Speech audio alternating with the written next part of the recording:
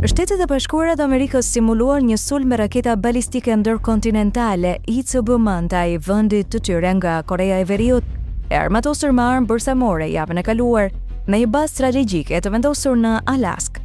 Simulimi i mbrojtjes nga raketat u krye gjatë vizitës së sekretarit të ushtrisë, Dan Driscoll, në Fort Greely.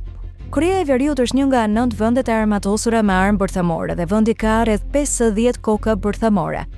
Në tetor të vitit kaluar ajo testoi një raketë balistike ndërkontinentale që ka një rrezë veprimi deri në 15.000 kilometra, tha një ekspert e aftë krye një sulm bërthamor në kontinentin amerikan.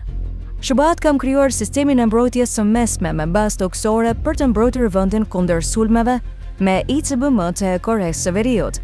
Një total prej 64 sistemesh përgjues janë vendosur në Fort Greely dhe në bazën e forcave hapësinore Vandenberg në Kaliforni për të shënjestruar raketat hyrëse.